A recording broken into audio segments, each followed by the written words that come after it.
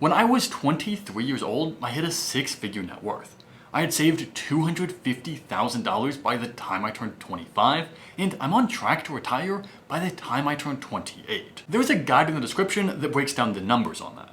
But one of the biggest reasons that I've been able to build wealth so fast is because I never try to impress other people. And this is so core to who I am now that I sometimes forget how hard it is for other people. But I got a comment a little while ago from someone a few years younger than me. He was frugal, but feeling pressured to spend more money. And I know this can be really hard for people, especially people who are still in college and not earning a lot of money. He clearly felt a chip on his shoulder and like he needed to prove everyone else wrong. And this comment reminded me of how I used to feel. And I know this can be extremely tough in high school and college when there's real pressure to fit in with all of the other groups. But if you completely give in to this social pressure, you can waste thousands of dollars and build terrible financial habits. So here's what we're going to do. First, I want to make sure you understand how big of an issue this is and why trying to impress others really does keep you broke. Then I'll share 5 mindset shifts that I've had that have really helped me overcome this need to impress other people. And at the end, I'll give you some really tactical strategies you can use to handle social pressure without breaking the bank. But first up, let me prove to you that trying to impress other people really can keep you poor. When I was in high school, I remember going to this really fancy restaurant. I think it was before prom, but all I really remember is that it was the most expensive restaurant that I'd ever eaten at, and it wasn't that fun. I didn't like that I had to wear a fancy suit, I didn't like that it was so formal that I couldn't relax and be comfortable, and I especially didn't like that all of the serving sizes were about half the size of what I wanted. There are few things that I dislike more than paying a lot of money and still being hungry. But since it was such a fancy restaurant, everybody I was with took pictures of their food and posted it on Instagram and said how great of a time they were having. But I don't actually think any of these people were having much better of a time than I was. I think they really just wanted to show that they were having this fancy experience. And what this experience made me realize is that so many things in our lives are really just designed to impress other people. And when I really thought about it, I realized I didn't want a super fast car because I wanted to have that fast car. I wanted to have that fast car because I thought other people would think I was cool for having that fast car. And I didn't really want to own a huge mansion with acres and acres of land. What I really wanted is for people to be impressed with how cool of a house I had. Almost every single thing that I wanted in life at that point was really just about impressing other people. But the issue is that to even just stand out, you have to buy really expensive stuff. Because even normal people are already wasting all of their money on normal everyday luxuries. So to get attention, you have to really waste your money. Now this can be really hard to quantify, but maybe you drive a brand new car rather than that same model a few years old. And maybe this costs you an extra $300 per month. And maybe you live in a high-rise apartment building with a super nice view instead of a more tame and boring apartment. And maybe that is an extra $500 a month. And maybe you go out to eat instead of doing your own grocery shopping and preparing your own meals. This can easily be an extra $200 per month. All of a sudden, we're talking about an extra $1,000 per month. That's $12,000 per year. There are so many people who could more than double their annual savings just by stop buying all this crap that they buy in order to impress other people. And wasting $12,000 is bad enough, but that's not actually the biggest issue. The real issue is not only are you wasting that $12,000, you're really wasting all the money that $12,000 could have become in the future. If you had consistently invested that $12,000 per year of wasted money and earned just a 7% return on investment, then after 50 years you could have had an extra $5 million. So you're not just wasting a couple $100 here and a couple $100 there. Trying to impress other people can truly be the difference in millions of dollars. This alone can easily be the difference in someone who reaches financial freedom in their 30s or 40s and someone who has to keep working until their 60s or even their 70s just to afford their lifestyle. But I understand that it is easier said than done.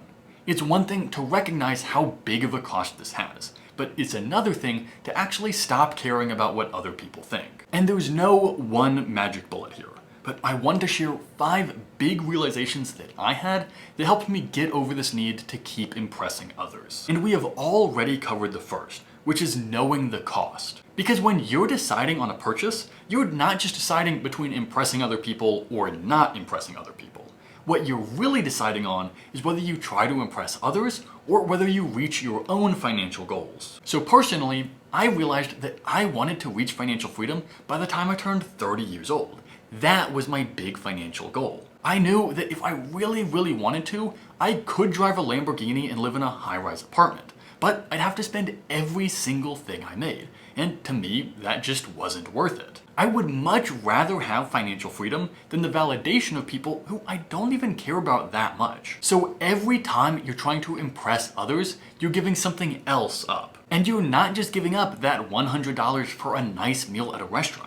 You're giving up the thousands of dollars that money could have become. And if you're like me and you want to reach financial freedom, then it's not just about the money. Because every single dollar that you spend today is a dollar that you have to spend your time working for in the future. So every single purchase that you make is another hour that you have to spend working at a job that probably isn't what you were meant to do with your life. But maybe a more fundamental reason to stop trying to impress people is that people don't give a crap about you anyway. And this sounds harsh, but I actually found it extremely liberating. Because so far, we've been sort of assuming that spending money actually does impress people. But is this actually true? I don't think I have ever seen somebody flexing their watch or flexing their sports car on Instagram and actually cared about them. So seriously ask yourself, when is the last time that you were impressed by somebody spending money? At most, I'm a little bit jealous if they have something that I want. So you're more likely to make people dislike you. No matter what, it definitely doesn't make me like them more. So do you really want to burn your hard-earned dollars just to come across like a tool on social media? These days, every time I see someone try and flex on social media, I just think that looks like a really dumb financial decision. So if spending your money doesn't impress people, then what the hell is the point? The core logic is flawed. If you're spending your money and people aren't impressed, then you're literally just wasting your money. And I'll be honest, I wish I could tell you that I stopped wanting to impress people once I realized that all it did was make people jealous. But the truth is, I needed to understand something else. The third unlock for me is that I had to change the game that I was playing. Because personally, I'm really competitive. So it wasn't always about impressing other people. It was sometimes about beating other people so I would feel validated about being better and being the victor. So to get out of this, I had to redefine success. I had to stop playing the game that everybody else is playing, which is dying with the most stuff. I had to change my metrics for success. Instead, I wanted to reach financial freedom as fast as possible. And reaching financial freedom and dying with the most stuff are two completely different games. And it was a lot easier to compete with other people or try to impress other people when I could remind myself that they were chasing completely different objectives. And I still felt like I was winning because I was playing a game that nobody else was playing. It was like I was playing on a secret level that nobody else had discovered. But eventually, I had another really big realization. And this is the one that took me the longest. Because I realized very early on, even back in high school, that trying to impress other people wasn't making me any happier. At the very best, it was just short-term validation. It didn't feel fulfilling to me, and it definitely didn't feel like a long-term source of joy. So I had to take a very long time to analyze what I actually wanted out of life. So this is when I completely reframed success.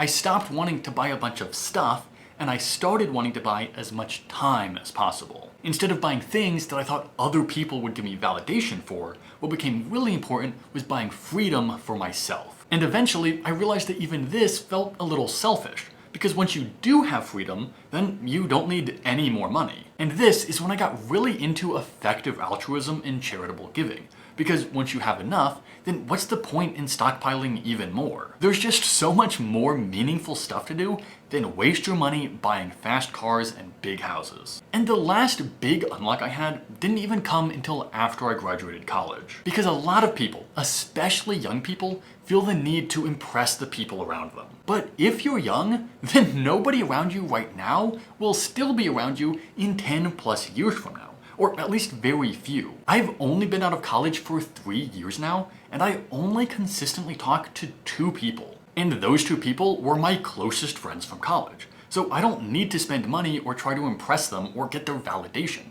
Spending all of my money wouldn't impress them anyways. So stop trying to impress the people who won't even be around you in the future. But you'll always be around yourself. So start investing in the things that will set up your future self for success. If you're going to spend money to buy anybody's validation, then buy your own. Invest the things that set you up for success, because you have to live with yourself for the rest of your life. And nobody's opinion of you matters more than your own opinion of yourself. And guess what? Investing in yourself is going to impress the people who are worth impressing. As you get older, people will be more and more impressed by your discipline, your commitment to financial planning, and your long-term decision making. And being financially free is a hell of a lot more impressive than driving a fast car before you could even afford it. So I'm hoping that some of these mindset shifts help you change the way you think about trying to impress other people. But I also wanted to give you some super tactical strategies to handle social pressure without seeming like a loser. And the first thing is to just be super clear about your goals. Sometimes people assume that being resistant to spend money just means that you don't like them very much, because they probably assume that you value your money the way that they value their money. So if you don't want to spend your money, then they probably assume that you don't care about them that much. But when you make it clear that you're trying to reach big financial goals, then they might be more forgiving. They'll realize that you have a different relationship with money. You don't value money the way that they do. You value money a whole lot more. It's like when you tell your friends that you're trying to lose weight. If they're good friends, they're not going to throw you a bunch of pizza parties. So just being super transparent about wanting to save a lot of money can relieve a ton of pressure. And when it comes to social pressure, a lot of the activities are around food. And there's definitely still ways to have fun with friends without spending a ton of money here. So one thing I do is I eat before I go out. So then I won't be starving and I won't need to buy a bunch of super expensive things from the restaurant we're at. And I also don't order all of the extra appetizers, all of the fancy drinks, and all of the desserts. I just get one dish and all of a sudden, my restaurant bill is massively reduced. But if you're feeling a lot of pressure to go on these really expensive outings, then try to be the planner yourself. Not everyone is going to think about the cost of an outing, because clearly a lot of people are not trying to save that much money. But if you take the initiative, then you can steer the events to much cheaper alternatives. Run clubs, farmers markets, hiking, museums, outdoor concerts, or whatever else there is. Where I am, there are tons of museums and tons of monuments. So when I'm making plans, that's what I recommend. If you don't want to do a bunch of really expensive stuff, then be the person who proposes cheaper stuff. And another big source of pressure is on gift giving. And nobody wants to seem super cheap here, so I get the pressure. But it is super toxic to assume that how much money somebody spends on their gift is an indication of how much they actually care about that person. People just have different amounts of money to spend. So the saving strategy that I use here is something that I think a lot more people should be doing anyways, which is trying to give more thoughtful gifts. I really lean towards quality time or acts of service rather than just buying a really expensive item and giving it to them in a box. And there was one more super powerful saving strategy which I sort of alluded to earlier. Because I mentioned that I got really into charitable giving and effective altruism. So when people ask me why I don't spend more money, I can truthfully say that I'm trying to save more money so that I have more money to give to charity. It's pretty hard for anyone to argue with that, and it is true. Don't lie about your plans for your money. But if you really are saving for something that's meaningful, then be transparent about what your goals are and why you're saving money for that instead of spending your money on whatever somebody wants you to spend your money on. So when I first got that comment from that kid in college, this is what I said.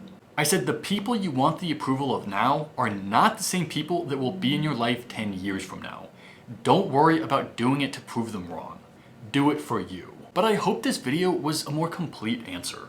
If you use the strategies that I talked about in this video, you can save thousands of dollars per year and become millions of dollars wealthier. But that will probably only happen if you follow the advice that I showed in this video, where I explain 5 financial lessons that everyone should understand before turning 25.